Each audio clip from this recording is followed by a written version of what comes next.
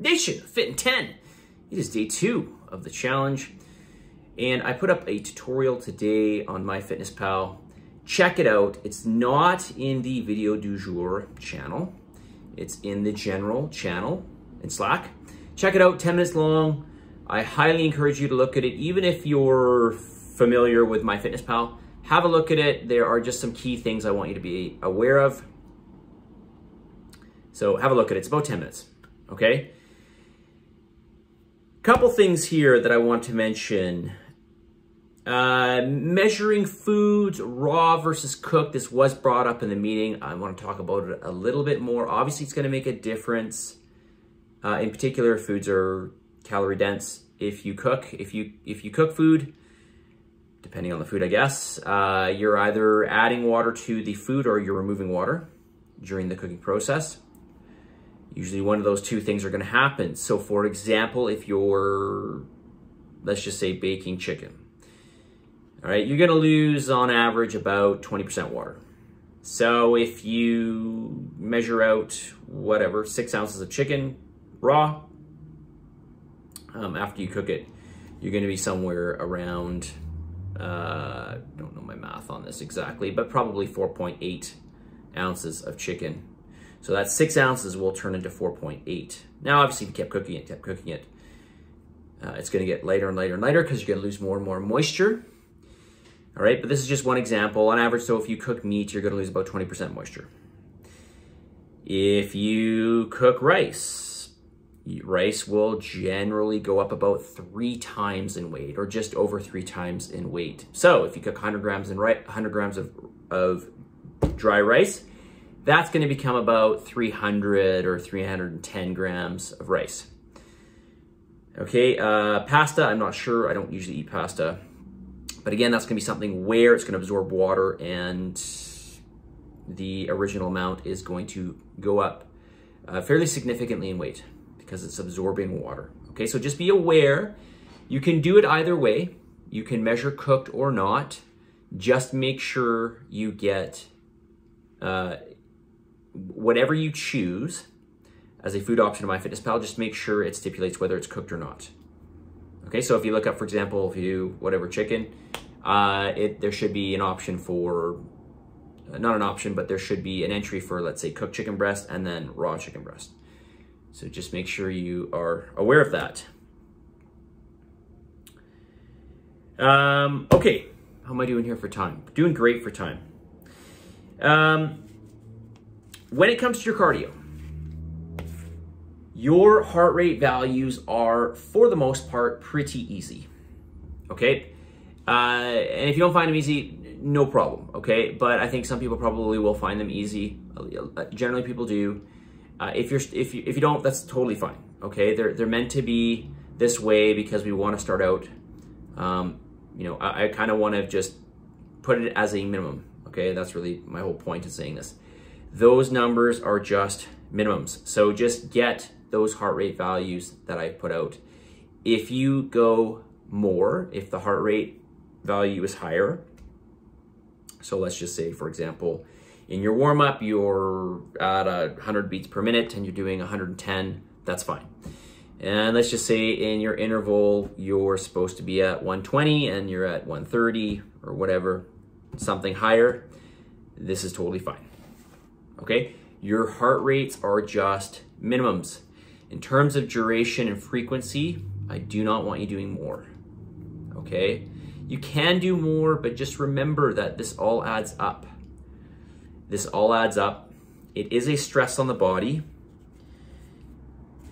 Cardio is a stress on the body. Calorie restriction is a stress on the body too. And so we just want to be very, very moderate with this. Okay, things add up over time. Things add up over time, and you know, we just want to think about, there's many words we can use here. We'll just say homeostasis. Okay, we want to think about an area of balance where we're at, and then we're going out of balance. And since we're going out of balance, right, we're in a calorie deficit, we're adding in more physical activity. Since we're out of balance, we don't want to go too much. okay? And this is precisely why it's important to get your calories. Because you might just think, well, I just eat less calories. I mean, this is silly. Why would I eat, I don't know, let's say you're getting 1,600. It's like, why wouldn't I just eat 12? I'll make more progress. Well, because this is something that we want to sustain over time. And the slower we do this within reason, okay, and the results, actually, not really that slow in the challenge. They're probably a little more aggressive than what I would like to give out.